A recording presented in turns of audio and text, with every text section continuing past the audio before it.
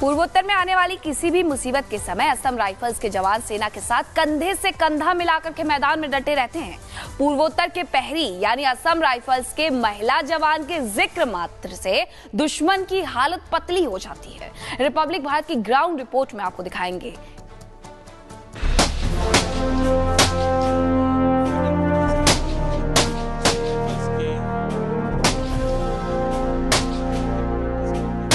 पूर्वोत्तर के प्रहरी यानी असम राइफल्स 1835 में देश के सबसे पुराने अर्धसैनिक बल असम राइफल्स का गठन हुआ। सबसे खूंखार दुश्मन के छक्के छुड़ाने वाले असम राइफल्स की बहादुर महिला जवानों से मिलने और उनकी दिनचर्या जानने गुवाहाटी पहुंची रिपब्लिक भारत की टीम। फौजी वर्दी में सजी जब महिला सैनिक अपने हथियार लेकर निकलती हैं, तो उनके हौसले हमें ताकत देते हैं, हमें भरोसा देती हैं कि देश सुरक्षित है, हमारी सीमाएं सुरक्षित हैं। हम अभी फायरिंग रेंज में हैं और आप देख सकते हैं कि किस तरह से AK-47 इंसास राइफल्स के जरिए असम राइफल्स के राइफल वुमेन यहाँ पर फायरिंग की प्रैक्टिस कर रही है। हमारे साथ इस वक्त मेजर सागर यहाँ पर जुड़े हैं, जो कि असम राइफल्स के इस बटालियन के फायरिंग ऑफिसर है। मेजर सागर, हम आपसे जानना चाहेंगे, काफ़ी सारे फायरिंग के पोजीशंस यहाँ पर हमने दिखा। पहले AK से फायरिंग किया, फिर इंसास से फायरिंग किया। अभी ये कौन सा हथियार है और इसका पोजीशन क्यों ऐसे है? अनिरुद्ध जी, जो आपके सामने ये वेपन जिससे राइफल वुमेन अभी फायर करेंगी, ये LMG light machine gun 5.56 mm weapon है। जब आप लोग फायरिंग की जो प्रैक्टिस कराते हैं राइफल वुमेन को, तब किन बातों का खास तौर पे ध्यान रखा जाता है? किन चीज़ों का ध्यान रखते हुए आप लोग प्रैक्टिस करते हैं? यहाँ पे सबसे पहला जो रेंज का नियम होता है वो होता है अनुशासन। अनुशासन फायरिंग के दौरान एक बहुत ही बड़ा महत्वपूर्ण रोल प्ले करता है। असम राइफल्स के जवानों को दी जाने वाली ट्रेनिंग का 2/3 हिस्सा युद्ध केंद्रित होता है।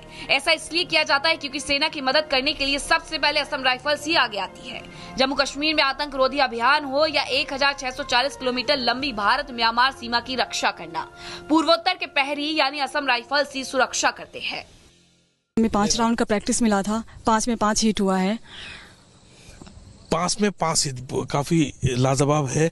और हम आपसे जानना चाहेंगे कि फायरिंग रेंज में प्रैक्टिस करने का कैसा अनुभव रहा है आपका?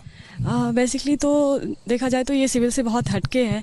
वैसे फायरिंग तो बहुत करेजियस जो भी एक्सपीरियंस है, हमें बहुत अच्छा लगता है इसका प्रैक्टिस करके।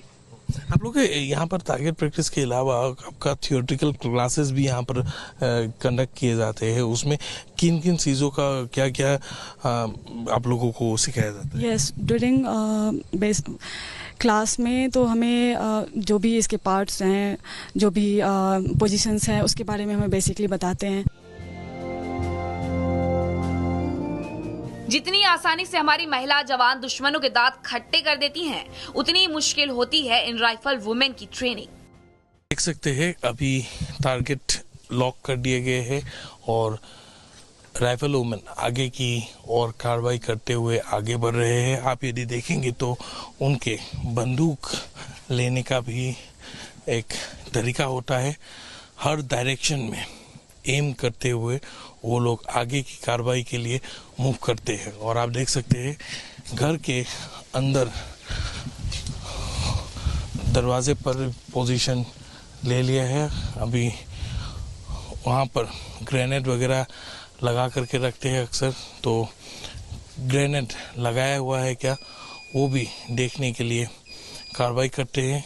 ग्रेनेड ना होने की जब उनको तसल्ली हो जाती है, तब आगे की कार्रवाई के लिए वो लोग आगे बढ़ते हैं।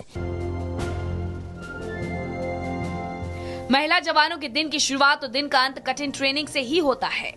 दिन का सरिया, पूरा दिन का रूटीन हमने आपके सामने रखा। असम राइफल्स में एक राइफल वुमेन होने का क्या महत्व रखता है और उनकी क्या रोल होती है।